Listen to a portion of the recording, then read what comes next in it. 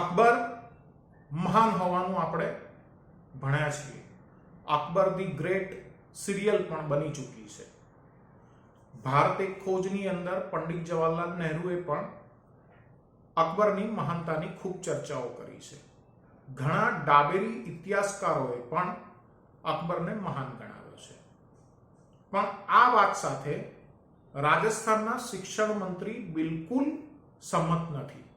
હું આનંદ શુક્લ real voice of ઇન્ડિયામાં આપનું સ્વાગત કરું છું. વાત કરીએ મહાન ગણાવાતા અકબરની.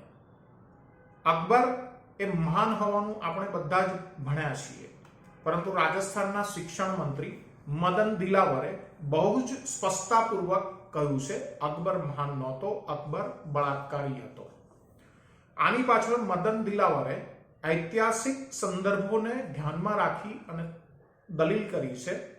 અકબર મીના બજારની અંદરથી સુંદર મહિલાઓને પોતાના મહેલમાં લાવતો અને તેમની સાથે બળાત્કાર કરતો હતો. તેમણે અભ્યાસક્રમમાં ફેરફાર નહીં હોવાની વાત કરી છે, પરંતુ તેની સાથે સાથે એમ પણ કહ્યું છે અભ્યાસક્રમોમાં જો ખોટી માહિતી આવતી હોય, મહાપુરુષોને અપમાનિત કરતી બાબતો હોય તો તેને હટાવવી જરૂરી છે.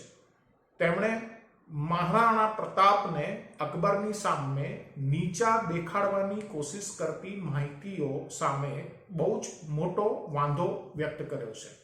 આ એ જ મહારાણા પ્રતાપ છે કે જે મુઘલ સલ્તનત સામે અકબરની સામે ઝૂક્યા વગર આખા દેશની અંદર રાજપૂતાઈ, ટેક અને નેમ એ બંનેને અકબંધ રાખી અને ભારતની અંદર સનાતન સંસ્કૃતિને સ્વાભિમાન સાથે માથું ઊંચું કરવા માટેની લડત આપી હતી. છત્રપતિ શિવાજી મહારાજ હિન્દવી સ્વરાજ, હિન્દુ પદ પાતશાહીની સ્થાપના કરનાર મહાન શાસક હતા, પરંતુ તેમને પહાડી ઉંદર તરીકે ઓળખાવાની ઘણા ઇતિહાસકારોએ હિમાકત કરી છે. આવી હિમાકત સામે પણ રાજસ્થાનના શિક્ષણ મંત્રી મદન દિલાવરે ખૂબ આકરો મોટો વાંધો વ્યક્ત કર્યો છે.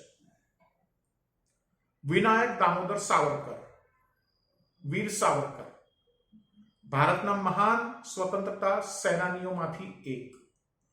એમને ઘણા પુસ્તકોની અંદર દેશભક્ત નહીં હોવાની વાત કરવામાં આવી છે. હવે આ એ જ સ્વતંત્રતા સેનાની છે જેમણે દેશના માટે જન્મટીપની સજા, એક નહીં 2 જન્મટીપની સજા, કાળા પાણીની સજા એ એમને આપવામાં આવી છે.